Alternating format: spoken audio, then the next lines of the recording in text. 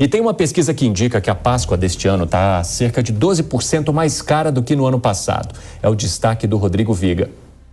Uma Páscoa com preços mais salgados e amargos, é o que mostra uma pesquisa da Fundação Getúlio Vargas. Aumento médio de 12% nos preços na Páscoa desse ano em relação ao ano passado.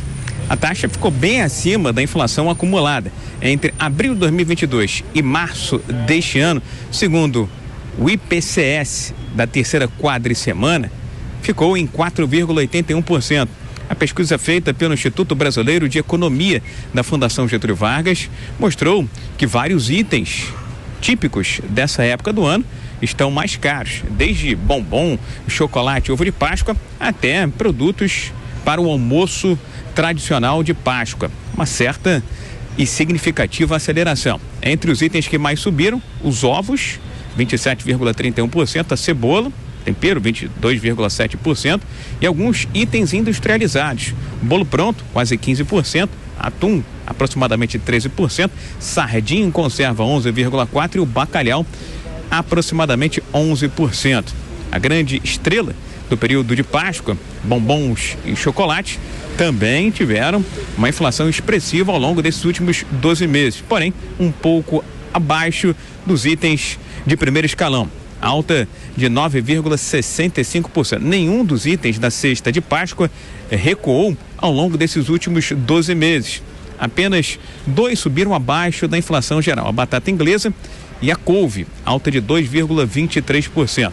O economista da Fundação Getúlio Vargas, André Braz, explica por que os preços estão mais amargos e salgados nessa Páscoa de 2023. Os chocolates, em geral, têm preços mais competitivos do que o próprio ovo, né?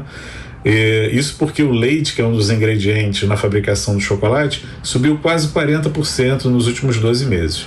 Então os ovos, em comparação a 2022, vieram bem mais caros.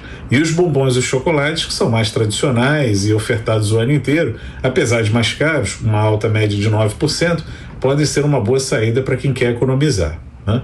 Então vale muito a pena pesquisar na internet, consultar as lojas de varejo que buscam a atenção do consumidor nesse momento, para verificar aí qual é o produto que a gente leva para casa: menor preço e maior qualidade. A orientação continua sendo aquela velha e conhecida: pesquisar, pesquisar e pesquisar para tentar encontrar algum item igual ou semelhante a preços relativamente mais acessíveis. Do Rio, Rodrigo Viga. Valeu, Viga. E o Luiz Arthur Nogueira, ele está de volta para explicar para a gente esses aumentos nos itens de Páscoa. Fala aí, Nogueira. Aqui a gente explica e descomplica a economia.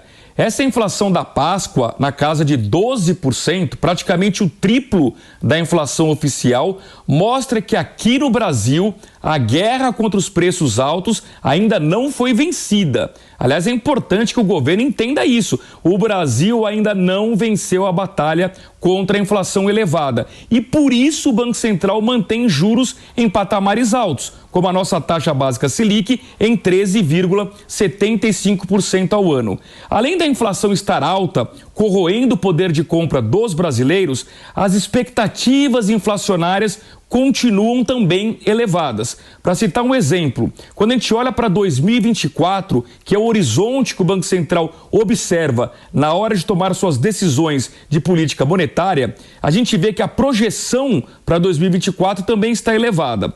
Lembrando que o centro da meta da inflação para o ano que vem é de 3%, com uma tolerância de 1,5 ponto para mais ou para menos, ou seja, no limite, o Banco Central precisa entregar uma inflação de até 4,5% no ano que vem. O problema é que, segundo o Boletim Focus, que traz as expectativas do mercado, a projeção para o ano que vem da inflação oficial já está em 4,13%, ou seja, muito acima do centro da meta de 3% e já chegando perto do teto de 4,5%. Portanto, é mais um argumento para o Banco Central não cortar agora os juros básicos da economia. O Banco Central precisa, portanto, também vencer a guerra das expectativas inflacionárias. Se o governo Lula quiser, de fato, ajudar o Banco Central a cortar juros, ele precisa também cortar gastos. E aí que está o grande problema do arcabouço fiscal, que foi o novo plano de contas públicas anunciado pelo Ministério da Fazenda. É um plano que foca muito no aumento de receitas e não traz nenhuma medida de corte de gastos. E seria justamente a redução de despesas públicas que ajudaria o Banco Central a poder cortar juros, dado que quando você reduz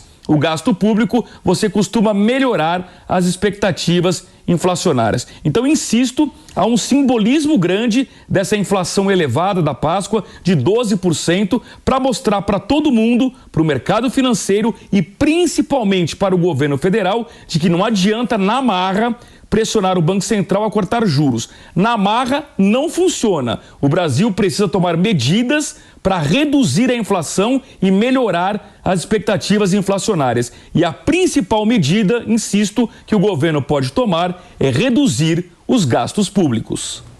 Valeu, Nogueira.